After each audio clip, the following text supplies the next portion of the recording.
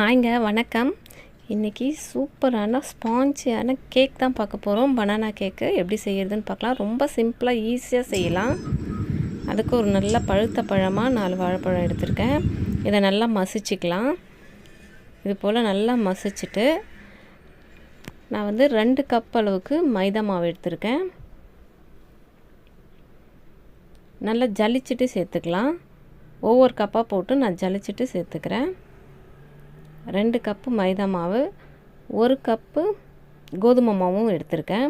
நீங்கள் வேணும்னா முழுசாக கோதுமை மாவுலேயும் செய்யலாம், முழுசாக மைதா மாவுலேயும் செய்யலாம். நான் ரெண்டுமே கலந்து எடுத்திருக்கேன். நல்லாயிருக்கும் அது போல் சேர்க்கும்போது.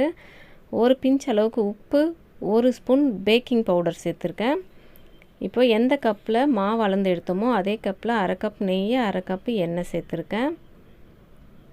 நீங்கள் முழுசாக நெய் வேணும்னாலும் விட்டுக்கலாம், முழுசாக எண்ணெய் வேணாலும் விட்டுக்கலாம். நான் ரெண்டுமே கலந்து போட்டிருக்கேன். இப்போது அதே கப்பில் 1/2 கப் அளவுக்கு சர்க்கரை சேர்த்துக்கிறேன். நம்ம எந்த கப்பில் எடுக்கிறோமோ அதே கப்பில் எல்லாமே அளந்துக்கலாம்.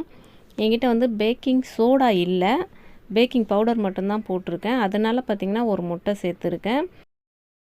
உங்கள்கிட்ட பேக்கிங் சோடா இருந்துச்சுன்னா அதில் ஒரு 1/2 ஸ்பூன் போட்டுக்கினீங்கன்னா முட்டை தேவையில்லை, முட்டையை ஸ்கிப் பண்ணிடலாம். முட்டை போடுறதுனால இன்னும் நல்லா சாஃப்டாக ஸ்பாஞ்சியாக வரும். அதுக்காக தான் ஒரு முட்டை சேர்த்துருக்கேன். இப்போ இதெல்லாம் நல்லா கலந்துக்கிட்டு அதே கப்பில் 3/4 கப் அளவுக்கு பால் சேர்த்துருக்கேன். சேர்த்து நல்லா கலந்து விட்டுக்கலாம். 3/4 கப்பு அளவு கரெக்டாக இருக்கும். அப்படி ரொம்ப திக்னஸாக இருக்கிற மாதிரி இருந்துச்சுன்னா நீங்கள் 1 கப்பாக கூட ஊற்றிக்கோங்க.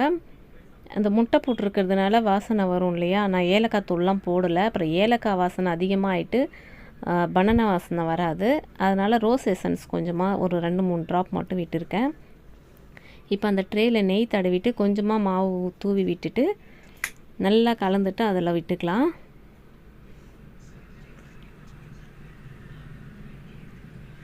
இந்த மாவு கலக்கிறதுக்கு பிளெண்டர்லாம் ஒன்றும் தேவையில்லை, கையிலே இது போல் சும்மா கலந்தால் போதும். இது போல் கலந்துட்டு ட்ரேயில் சேர்த்துக்கிறேன்.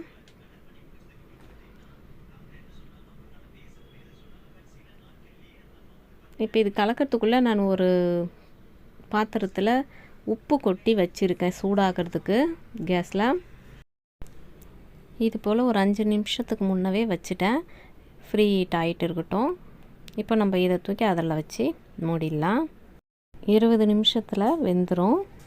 அந்த உப்பு இன்னும் கருப்பாக இருக்குன்னு பார்க்காதீங்க. ஆல்ரெடி நாங்கள் இது மாதிரி அடிக்கடி செய்கிறதுனால அதே உப்பே மீண்டும் மீண்டும் யூஸ் பண்ணிக்கிறோம்.